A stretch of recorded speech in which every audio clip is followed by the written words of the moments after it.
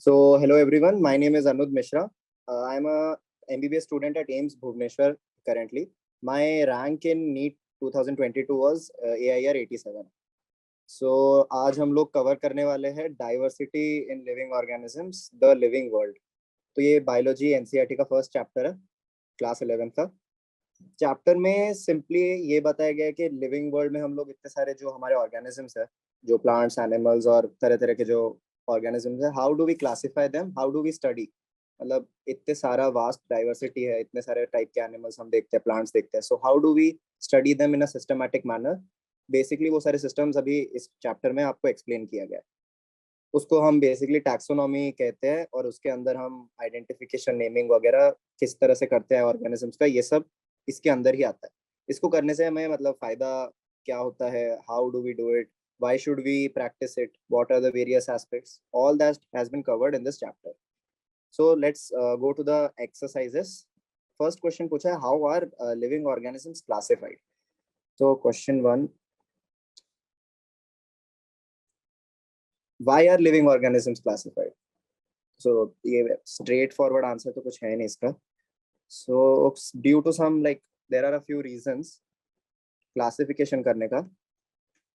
Easy identification first reason हो सकता है. देन की study of organisms in different places. अगर हमने किसी को क्लासिफाई कर रखा है तो हम उसको अगर दूसरी जगह में देखेंगे then we can identify and study them. Study of fossils etcetera, जो भी हमको एविडेंस मिलता है हाउ टू स्टडी, इसलिए हमको क्लासिफिकेशन की जरूरत है. ग्रुपिंग ऑफ लाइक ऑर्गेनिजम्स, ठीक है. और क्या बोल सकते हैं, find out about evolutionary history. हम एवोल्यूशनरी हिस्ट्री भी पता कर सकते हैं इससे. इससे क्या फायदा होगा, study life and evolution of life. So these are some few points why we need classification. Then why are classification systems changing now and then. इसका भी straight forward answer कुछ नहीं है.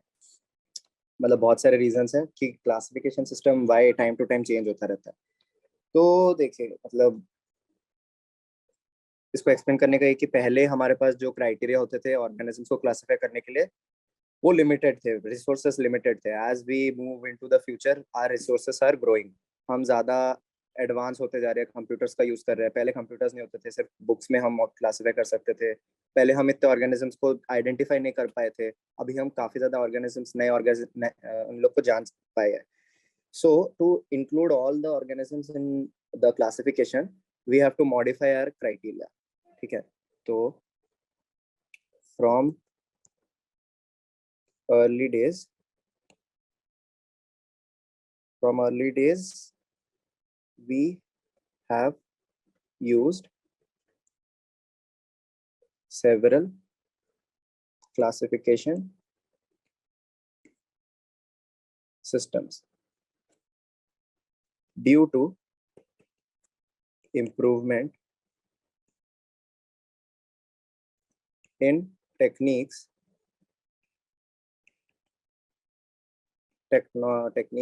advancement in research and a lot more organisms have been identified. तो ये 3 point हो गए, first, second, third. Due to this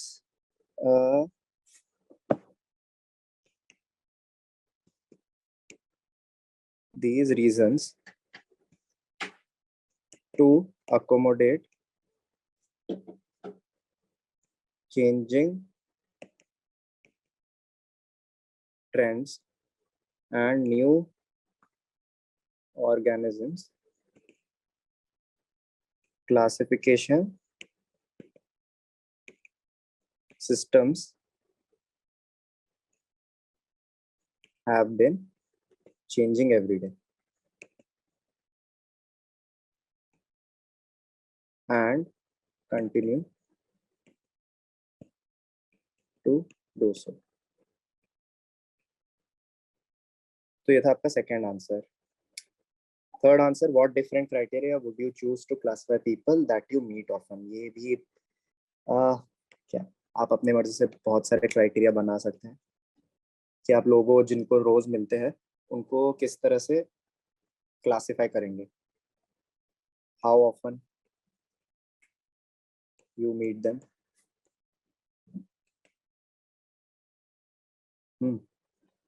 their behavior,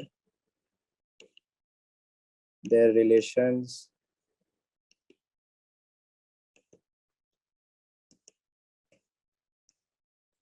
और क्या, how much time you spend,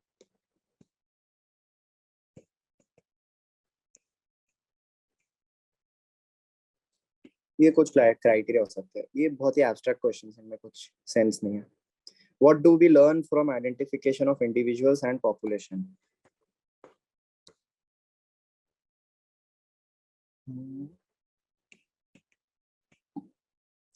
So, identification of individuals, populations. क्या लर्न करते हैं? Important चीज है. पहला, we learn about similarities and dissimilarities between them. इससे क्या होगा? Helps us to classify them properly. उससे क्या होगा? Helps us to study them in detail. That is why identification is necessary. Okay. This was the fourth question. Fifth question में है, given below is the scientific name of mango. Identify the correctly written name. इसको यहीं पे करते हैं. Mangifera indica is the scientific name. तो पहला आपका जीनस जो होना चाहिए उसका पहला लेटर कैपिटल होना चाहिए. इधर भी कैपिटल है और नीचे वाले में भी कैपिटल है. दूसरी बात है कि दोनों जीनस का नेम और स्पेसिफिक एपिथेट आपका इटैलिक्स में होने चाहिए. दोनों इटैलिक्स में, स्लैंटिंग में. तीसरा क्राइटेरिया कि आपका स्पेसिफिक एपिथेट का भी जो फर्स्ट लेटर है वो स्मॉल होना चाहिए. तो यहाँ पे नहीं है, यहाँ पे है, तो दिस इज द करेक्ट. जहाँ पे आपने मतलब रूल आउट कर दिया उधर पे आप करेक्ट नेम को पता कर पाएंगे. ये एक्चुअली एमसीक्यू में आएगा तो 4 ऑप्शन रहेंगे, तो आपको फटाफट करने का प्रैक्टिस करना चाहिए. अगर आप नीट या इस तरह के एग्जाम देना चाहते हैं, फटाफट कैसे आप, उसके लिए आपको सारे रूल्स पता होने चाहिए कि कौन सा स्पेसिफिक एपिथेट का स्मॉल होना चाहिए, जीनस का कैपिटल होना चाहिए, फर्स्ट लेटर इटैलिक्स में लिखा होना चाहिए, अंडरलाइंड होना चाहिए अगर हाथ से लिखा है, इस तरह से. Next is define a taxon, give some example of taxa at different hierarchical level. Okay. Answer 6. तो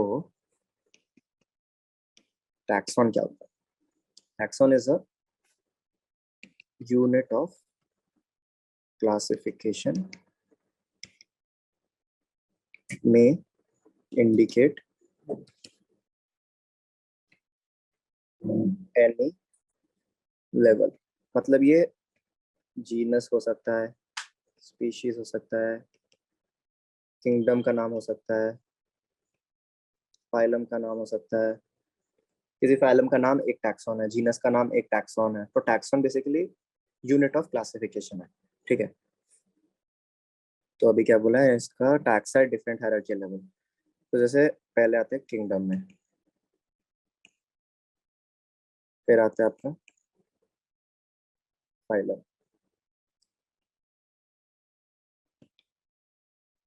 जीनस, फैमिली, ऑर्डर, क्लास। तो किंगडम के टैक्सा के एग्जांपल आप क्या दे सकते हैं? Plant, Animalia, Monera. ठीक है, फाइलम में आप क्या दे सकते हैं?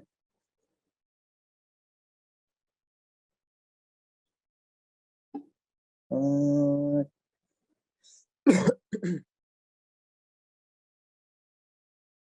इसमें तो आप मैंजिफेरा जीनस में लिख दीजिए। स्पीशीज में टिग्रिस, इंडिका, फैमिली,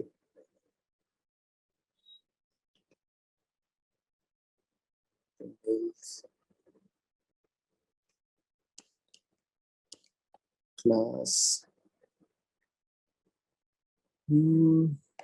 और डेटा। ठीक है,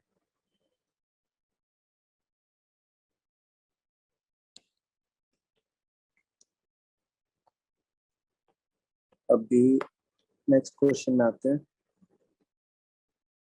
can you identify the correct sequence of taxonomical categories? ठीक है, इसको भी यहाँ पे सॉल्व करते हैं। सबसे ऊपर होता है आपका किंगडम। ठीक है, इधर फाइलम को डिलीट नहीं करना क्योंकि किंगडम दिखा नहीं है इसमें। तो ये सारे ऑलमोस्ट टॉप में है। किंगडम के बाद आता है फाइलम। तो ठीक है, ये ठीक है। किंगडम के बाद फाइलम, फाइलम के बाद क्या आता है? क्लास। तो इधर पे ऑर्डर लिखा हुआ है, फाइलम के बाद इधर पे भी ऑर्डर लिखा हुआ है, स्पीशीज। ठीक है, सेकंड वाला देखिए। सेकंड वाला तो जीनस के बाद स्पीशीज है, तो सेकंड वाला तो पहले ही गलत हो गया। ठीक है, पहला वाला देखिए, स्पीशीज के बाद ऑर्डर है, ऑर्डर के बाद फाइलम है, फाइलम के बाद किंगडम है। तो ये ऑलमोस्ट ये करेक्ट है। स्पीशीज के बाद जीनस, जीनस के बाद ऑर्डर ऑफ, ये दोनों करेक्ट है। थर्ड बीच वाला आपका रॉन्ग। बीच में कुछ कुछ मिसिंग है। ऑर्डर के बाद क्लास आना चाहिए। ठीक है, फाइलम के बाद किंगडम आना चाहिए। वैसे देखा जाए तो करेक्ट कोई भी नहीं है। स्पीशीज के बाद जीनस, फैमिली, ऑर्डर के बाद क्लास। ठीक है, जीनस के बाद फैमिली। ठीक है, ये था seven. Eighth, try to collect all currently accepted meanings of the word species. Discuss with your teacher the meaning of species in case of higher plants and animals on one hand and bacteria on the other. ठीक है, तो species के definitions क्या बोल सकते हैं? देखो, species के आंसर 8, दो डेफिनेशन चलते हैं, बायोलॉजिकल, टैक्सोनॉमिकल। बायोलॉजिकल डेफिनेशन क्या है? Species is a group of organisms which can breed and produce fertile offspring। और टैक्सोनॉमिकल क्या है? Species is a group of animals having similar morphological characters। तो बायोलॉजिकल कॉन्सेप्ट कहते हैं कि स्पीशीज ऐसे एनिमल्स है which can reproduce and produce fertile offspring. Taxonomical कहता है कि स्पीशीज ऐसे एनिमल्स है जो एक जैसे दिखते हैं, उनके कैरेक्टरिस्टिक्स सिमिलर है। अभी बहुत कंट्रोवर्शियल है कि इनमें से सही कौन है, गलत कौन है। जैसे कि बायोलॉजिकल के एग्जाम आपके कुछ कुछ एक्सेप्शंस आ जाते हैं। जैसे म्यूल है, म्यूल है जो कि हॉर्स और डोंकीज के ब्रीड करने से म्यूल बनता है, पर म्यूल इज नॉट फर्टाइल। तो क्या म्यूल स्पीशीज नहीं होगा? No, this is wrong. Similarly infertile human couples, they are also, इसके हिसाब से वो ब्रीड नहीं कर सकते, तो स्पीशीज नहीं बन पाएंगे। तो बायोलॉजिकल स्पीशीज कॉन्सेप्ट का कुछ कुछ कमियां है। टैक्सोनॉमिकल, जैसे आपके प्लांट एनिमल में इसका प्रॉब्लम आ जाता है। टैक्सोनॉमिकल जैसे बैक्टीरिया आ गया, बैक्टीरिया में टैक्सोनॉमिकल फेल हो जाता है क्योंकि कुछ कुछ बैक्टीरिया के कैरेक्टरिस्टिक्स बहुत सिमिलर होते हैं, but we cannot consider them as species that cause different disease in the same animal. ठीक है, ऐसे बहुत सारे बैक्टीरियाज होते हैं. ओके, तो बैक्टीरिया में आप जनरली डिफाइन नहीं कर सकते कि स्पीशीज क्या है. इवन एनी आई मीन आपके प्रोकैरियोट्स या फिर माइक्रोस्कोपिक ऑर्गेनिजम्स में. ठीक है, तो इनके लिए हम लोग को स्पेशल चीजें लगती है. जैसे डायरेक्टली हम नहीं बोल सकते ये स्पीशीज है. जैसे मॉलिक्यूलर होमोलॉजी, एवोल्यूशनरी हिस्ट्री, ठीक है, फिजियो इकोलॉजिकल बैकग्राउंड कि कौन से ऑर्गेनिज्म पे ये लोग अफेक्ट कर रहे हैं, ये सब बैक्टीरिया पे आपको देखना पड़ेगा क्लासिफाई करते हुए. So basically this was the species concept. Question 9, define and understand the following terms. Phylum, तो ये इन सबको डिफाइन करना बहुत मुश्किल नहीं है. First is answer 9.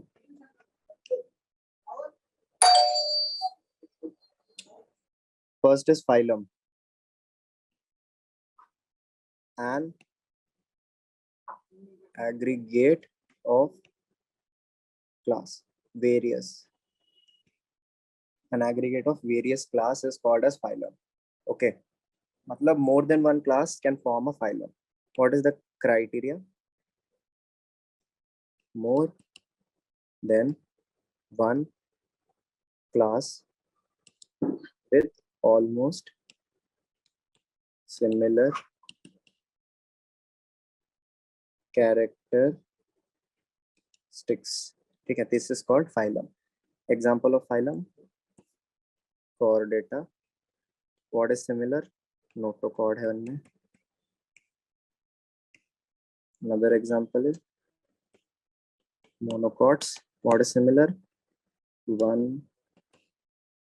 cotyledon है इनमें. ठीक है, ये हो गया फाइलम. सेकेंड आता है आपका फर्स्ट, सेकेंड है क्लास. इसका डेफिनेशन: वन और more related order constitute a class. ठीक है,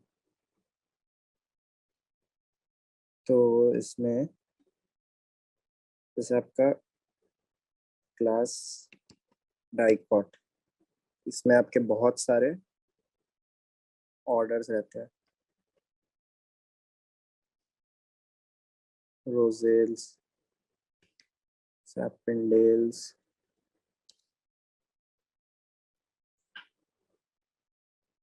ठीक है. Monocot is not a phylum, monocot is a class. Very sorry. ये आपका क्लास डाइकॉट में रहते हैं. एनिमल्स में क्लास को क्लास ही कहते हैं, पर फाइलम का एक है कि प्लांट्स में डिवीजन यूज होता है. ठीक है, प्लांट्स में एग्जांपल क्या हो जाएगा? Angiosperm, seed bearing plants. ठीक है, क्लास हो गया. इसके बाद है आपका family, group of related genre, genus. Group of related genus is a family, so they have lots of common features. ठीक, इनके में जितना आप नीचे जाते रहेंगे स्पीशीज तक, कॉमन फीचर्स उतने बढ़ते जाते हैं. तो क्लास से ज़्यादा कॉमन फीचर्स फैमिलीज के पास होंगे. ठीक है, एक फैमिली में जो जीनस है उनके एक दूसरे के लिए ज़्यादा कॉमन फीचर्स होंगे. ओके, सो Felis, कैनिस, ठीक है, ये सब आपके फैमिलीज हो जाते हैं. कैनिस मतलब डॉग फैमिली, फीलिस मतलब कैट फैमिली. ठीक है, ये सब आपका एनिमल्स में है. सोलानेसी, कॉन्वुलेसी, ये आपके प्लांट्स में, ठीक है, फैमिलीज। ज्यादा कुछ नहीं है। ये लोग मतलब एक फैमिली के अंदर जो जीनस है वो एक दूसरे से मोर रिलेटेड है then genus of other families. ये एनसीईआरटी की लाइन है। Genus in one family are more related to each other than genus in different family, ठीक है। लास्ट है आपका genus, group of related species, ठीक है। Lots and lots of common feature, example देते हैं जीनस का, जैसे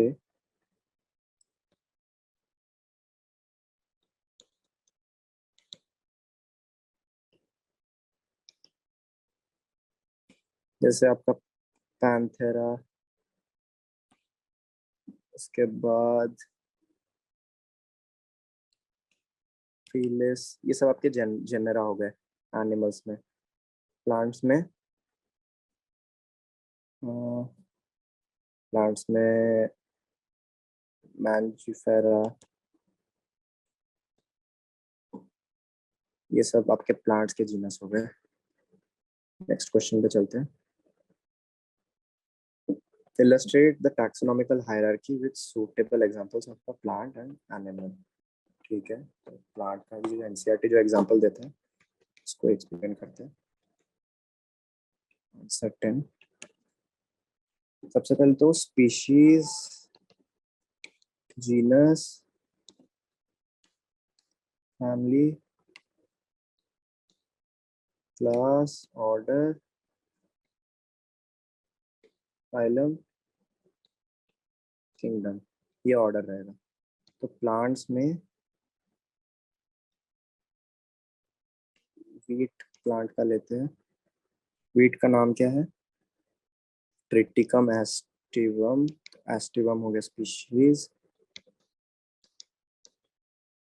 Triticum, Poaceae, class Poales, order monocot, phylum angiosperm, kingdom plant. Animal का लेके देखते हैं।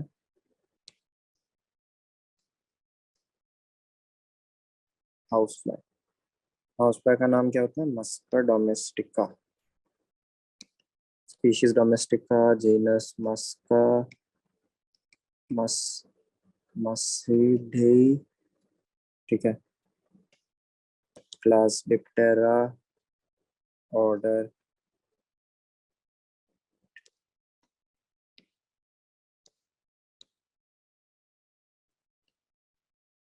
Order Diptera, class सेक्टा,